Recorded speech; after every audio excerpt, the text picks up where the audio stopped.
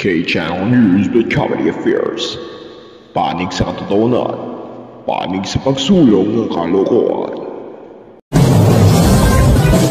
Sa ulo ng mga nagkatarantuang balikta, dalawang pusa sa labas, di nagsusumbatan sa isa't isa. Ano kaya ang kanilang pinag-aawayan? Alamin! Float ng dumanog para sana sa Pasigarbo sa Sugbo, nasunog sa SRP. Ang iba pang mga highlights sa Pasigarbo sa Sugbo 2024. Abangan! Dalawang motorsiklo nagsalpukan sa may Iglesia ni Cristo. Yan iba pa mga disgrasya moments dito lang sa patrol sa trapiko. At the third floor basketball team nakipaglaro kasama na MFS basketball team para na rin sa kaganapan sa LG Unite.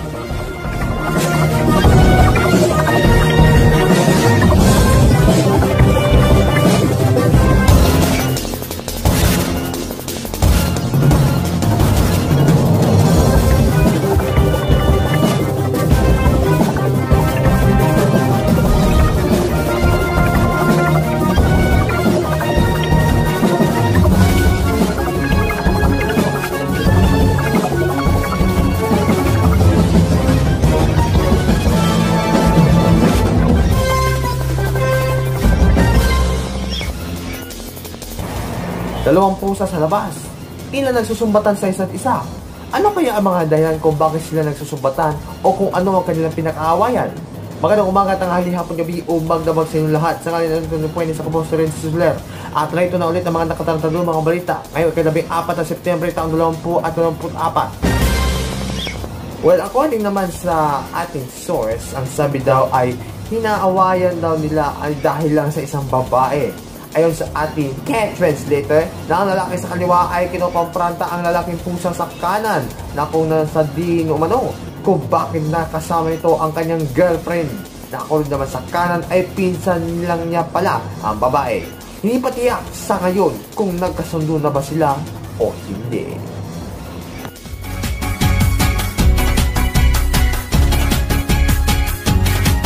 Pasigarbo sa Sugbo, Pasigarbo sa Sugbo, mabulukong na kapistahan, nagkadaiyang kasaulugan.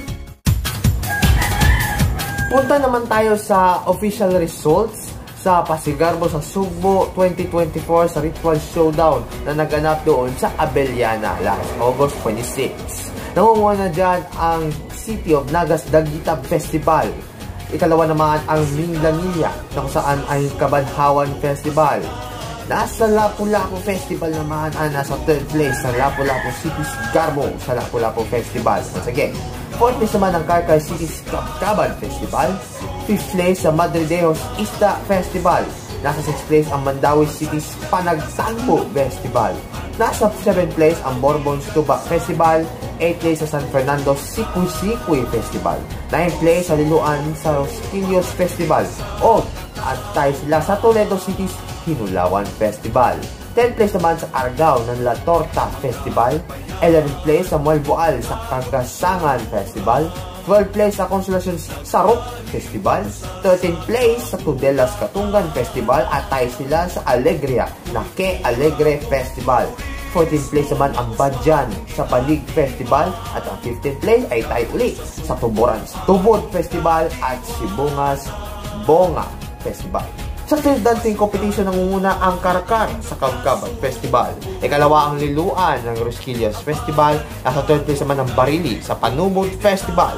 Fourth place naman sa Consolacion sa Sarok Festival. Fifth place, Poros Panagbaga Festival. Nasa best naman in festival costume ang Madre Deos na Isda Festival. Nasa best naman in Karosa Design ang Bantayan sa Caloud Festival. Best in decorated float sa first place ang Sarok Festival ng Consolacion. Second place naman ang Panagsugod Festival mula sa Sugod. Third place naman sa Carmen Festival sa Sinulog sa Carmen o sa Carmen, no? Fourth place naman sa Palaod Festival mula sa Bantayan. At fifth place naman sa Lingaw Sadya Festival mula sa Balamban. Best in Festival Jingle naman ang Sarok Festival mula sa Consolacion. Nasa best in Image introduction naman, nangunguna dyan ang Ista Festival sa Madre Dejos. Second place naman ang Garbo sa Lapu-Lapu mula sa Lapu-Lapu City. Third place naman ang Tostado Festival mula sa Santander. Fourth place naman ang Dagayday Festival mula sa Sambuan. At ang fifth place naman mula sa Que Alegre Festival ng Alegria. Nasa Pasigarbo sa Sugbon Festival Queen naman ang Karkar ng Kapkaban Festival na si Queen Marie Yasmin Pabian. First runner-up naman dyan ang Lapu-Lapu City Sigarbo sa Lapu-Lapu Festival Queen na si Sophie Maxi Margarita Renmo. Second runner-up sa Mindanilla Sugat Kabanhawan Festival na si Queen Kyra Ray Hopkins. Third runner-up sa La Torta Festival ng Aragao na si Queen Brittany Noynay Verlaisen.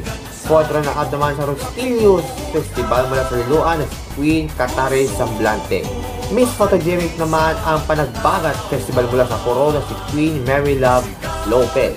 Nasa Best in Festival Queen Costume sa Sinulong sa Carmen Festival mula sa Carmen na si Queen Eden Grace Mendez.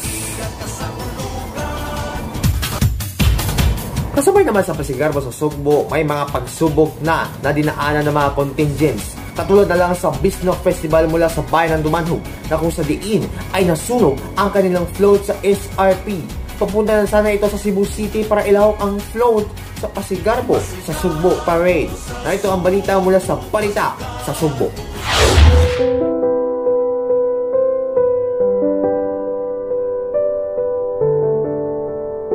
Pipila ka oras sa wa pahingpit gisugdan ang Pasigarbo sa Sugbo 2024. Usa ka subo nga panghitabo ang nasinati sa lungsod sa Dumanhog. Nasunog ug naugdaw ang ilang disenyo nga float nga isalmot unta nila sa float category atol sa Pasigarbo sa Sugbo Street Dancing. Naguba ang ilang float nga may disenyo nga nagpakita sa ilang gipasigarbo nga lami ang bisayang manok. Apan bisan sa nahitabo, bisan kung nasukamod ang lungsod sa Dumanhog, padayon sila nga nibarog ug nihimo og laing float gamit ang usa ka gamay nga multicab nga ilang gibutangan og dayan-dayan aron duna sila mapresentar nga float alang sa Pasigarbo.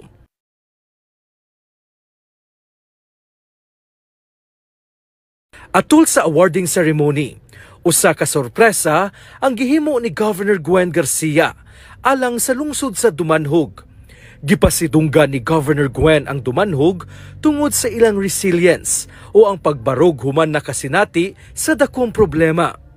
Nahimong emosyonal ang Pasigarbo sa Sugbo stage human nga gitawag ni Governor Gwen si Dumanhog Mayor Gungun Hika.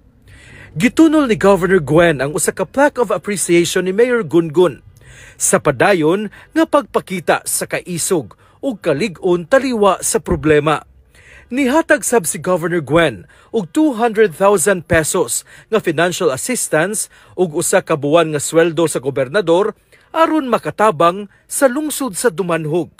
This certificate is proudly presented to the municipality of Dumanhog for demonstrating exceptional resilience and spirit in the face of unforeseen challenges.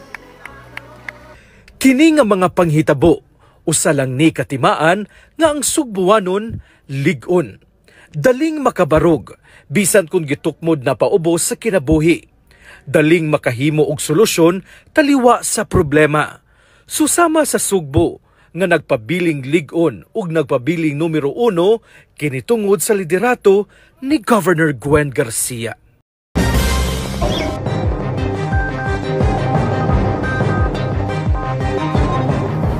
Nasalpukan ang dalawang motorsiklo sa may Iglesia ni Cristo na naganap noong pang 31 ng Hulyo.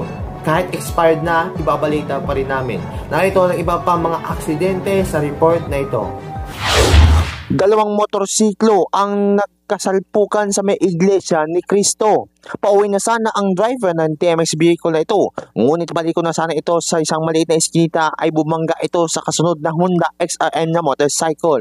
At sa napakabilis ang takbo ng XRM, nasanhi ng aksidente. Dahil sa lakas ng impact, napadpad sa may tindahan ang rider ng XRM motorcycle. Injury sa tuhod at gas-gas ang driver ng TMX na motor. Habang nagtamon ng sugat sa muka, braso at tagiliran ang driver ng XRM. Kapag nagmamaneho ka ng kotse, lalo na kung driver ka ng motorsiklo, doble ingat at alerto at lagi gumamit ang side mirror kapag liliko sa kalsada. Iniimbestigahan pa rin ito sa insidente. Isang truck na naglalaman ng float mula sa contingent ng Pinamungahan nasalpok sa isang pang truck mula sa kabilang lane sa kadahilanan sa pagkadamay ng ilang mga sasakyan. Nagatapang isang aksidente sa barangay Media 1 lungsod ng Toledo pasado 1:00 ng hapon noong 26 ng Agosto. Kinasasangkutan ng aksidente ng ilang mga sasakyan na nagresulta sa pagkasugat ng isang individual. Ayon sa inisyal ng investigasyon ng pulisya, isang truck ang bumangga sa isa pang truck na naglalaman ng mga props o floats ng bayan ng Pinamungahan. Sinasabing may problema ang preno ng truck sa sumusunod at hindi na ito nakontrol. Matapos mabangga ang float ng Pinamungahan, nahagip dito ang ibang mga sasakyan at motorsiklo na nakaparada at dumaan sa lugar. Patuloy pa rin ang investigasyon ng pulisya sa nasabing insidente. Driver ng minidump truck na bumagsak sa bangin noong 7 ng Agosto sa bayan ng Pinamungahan, nakakulong na sa Pinamungahan Police Station. Ang driver na nakilalang si Michael Bastida ay nasugatan sa aksidente at nakakulong pagkatapos niya magamot sa kanyang mga sugat at nakalabas sa ospital. Si Bastida at ang siyam pang iba pang mga manggagawa ay pupunta na sa bayan ng Dumanhog mula sa kanilang lugar ng trabaho sa Toledo City.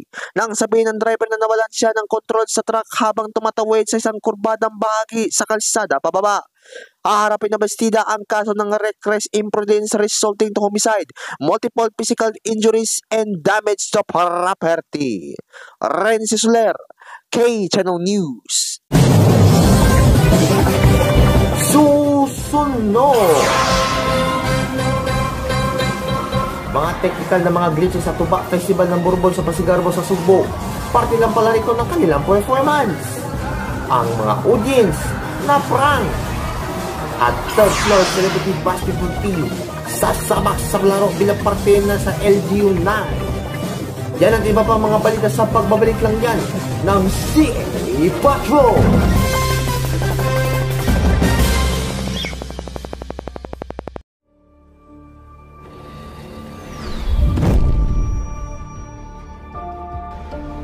I was solely wanted to see me. I hope there's nothing troubling you, Mr. Zane.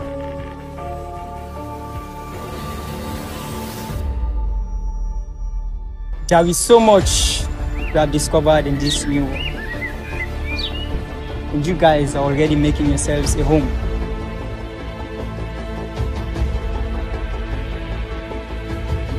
Everything I thought I knew was a lie.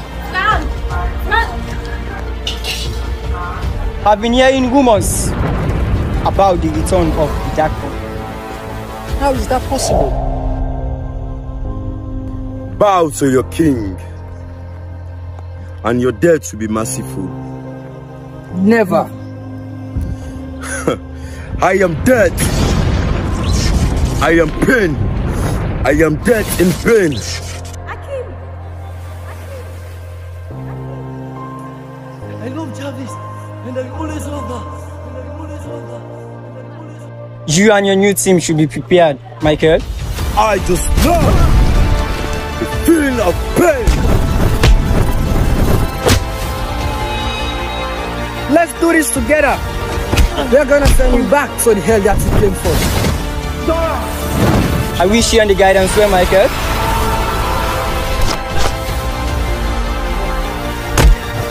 You have been a great leader. Damn! I'm having a beer and a mushroom massage after this.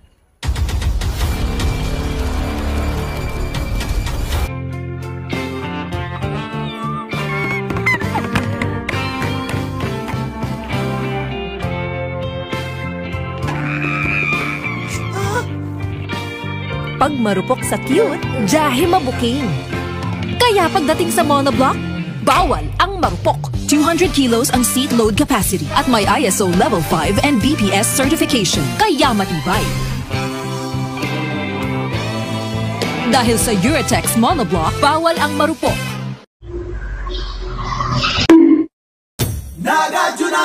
Nagarjuna cement ప్రతి సౌదంలో మనగాడై నిలుస్తుంది.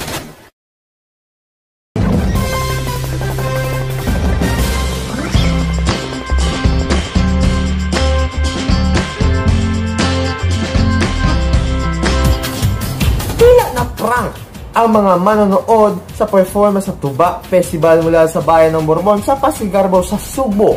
Ito ay sa dahilan na pang-akala nila makakaglitch na naman uli. Sa clip ito mula sa Pasigarbo sa Subo na kung saan ay sa gitna ng kanilang performance ay biglang na-cut off yung sounds. Nakaglitch yung screen pero patuloy pa rin sa pagsasayaw ang mga performers. Sa gitna ng pangamba ng mga audience ay nalaman na parte lang pala ito ng kanilang performance, ang mga glitches. Matatandaan noong huling taon ay nagkaroon ng kontrobersya ang Pasigarbo sa Subo sa Karkar sa kadahilan ng mga palya nito, sound glitches at ang ilan sa mga performers na kinakailangan pang umulit sa kanilang mga performers.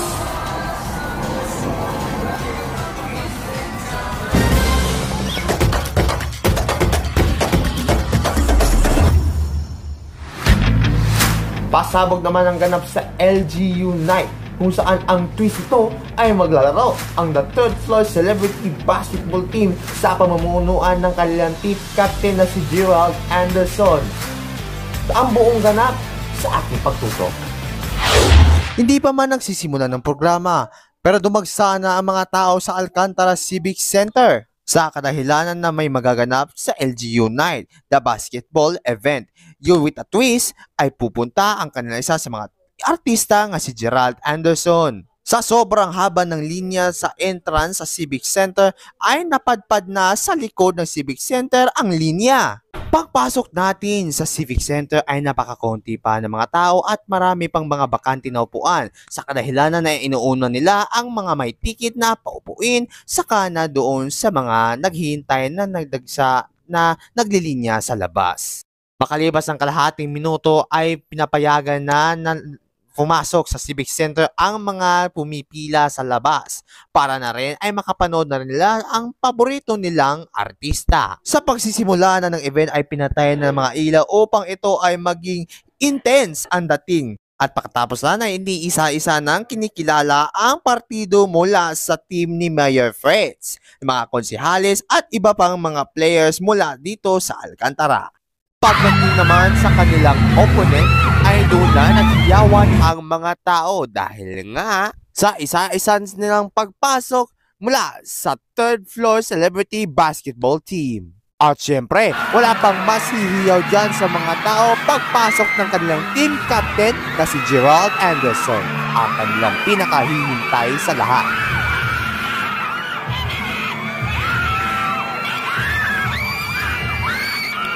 Pagkatapos naman ay nag-warm up muna sila sa pamamagitan ng pag-shoot ang dalawang team. At sa kinapanon ay pinagbigyan pa ng bata na bigyan ng bola para ito ay makashoot.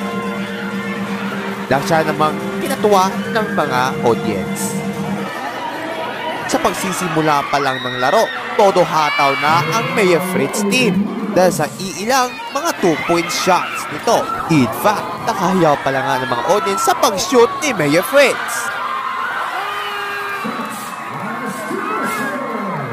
Nasa 22 at 23 ang lamangan ng score sa first quarter.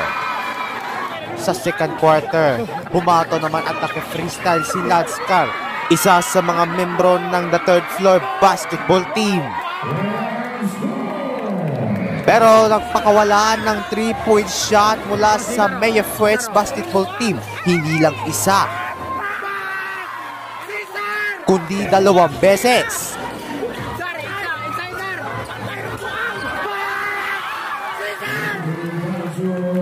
Nasa 50 to 45 na ang score sa second quarter. Sa kita naman ng half-break ay mayroon na namang bigla ang naganap. Ilasan nito ay isang babae at pinasa ni Gerald. At sa kita naman ito ay parang nag-group up ang buong third floor basketball team na siya namang hinihiyaw ng mga tao sa Civic Center.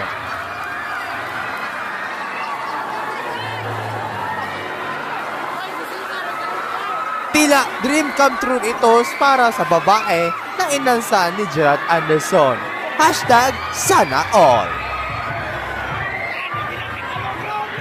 Sa third quarter, todo bawi na ang the third floor basketball team sa pamamagitan ng kanilang shoots at rebounds. Dahil na rin sa kanilang pagbawi, nakalamang na ang the third floor ng 70 at ang Mayor Fritz team na 68 sa third quarter. Sa fourth quarter, todo hataw na ang the third floor na team sa pamamagitan ng kanilang nilabas na pag-shoots at mga rebounds. Kahit pa naman na nilabas na nila ang lahat ng mga efforts o kaya ng mga kanilang mga teknik mula sa team ni Mavericks.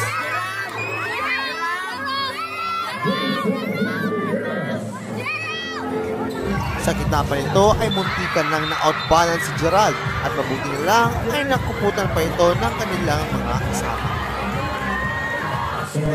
Habang patapos ang laro ay mayroon din cameraman malapit sa akin na team mula ni Gerald na siya namang nagkuha ng mga shoots o mga videos sa mismong event.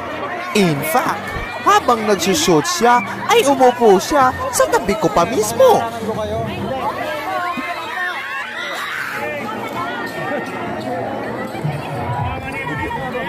Videographer ng Celebrity All Team. I mean, sino ba namang hindi mababakla sa cameraman na ito dahil ang kanilang cameraman ay may itsura at guwapo pa. Sa huling parte ng quarter ay naka-last shot pa ang Mavericks team. Panalo ang the third floor Celebrity Basketball team sa score na 98-84 sa fourth quarter.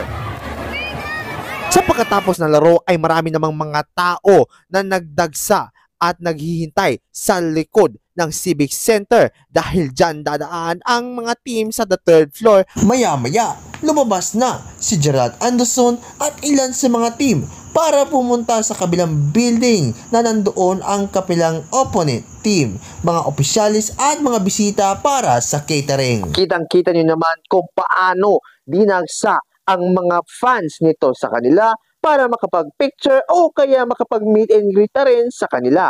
Pagkatapos naman nito ay kagad naman sila pumasok sa van at umalis.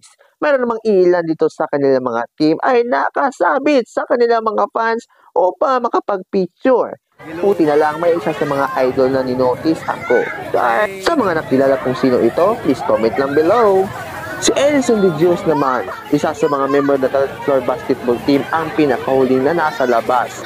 At para na-stock up siya sa mga fans na pwede magpa-picture sa kanya. Especially, tinumog siya rin ito ng ilan sa mga tao. At mayroon din pahalong risk mode samtang nagpa-picture sa kanila.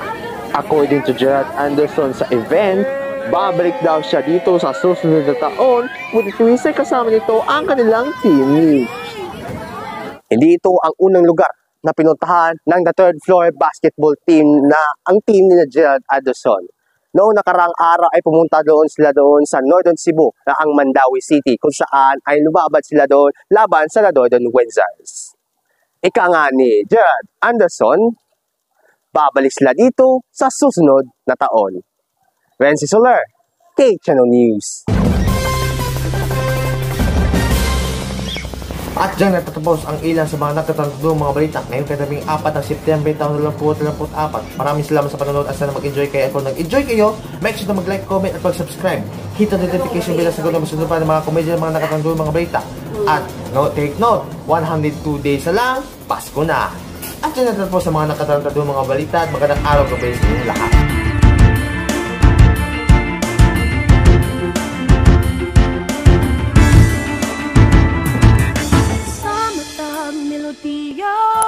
Atong nakanta sa matag sayaw gilihok, way puas nga talento sa matag katawa, mga hilak man o drama, matahom mga pangandoy, imuhang entablado, amahan, inahan, anak, igsuon ug mga apuhan, iyaan, uyuan, iagaw, o nibisan kinsalang, ang pagkamaayong tao ang ipakita sa tanan, pahandi kaning among dugan.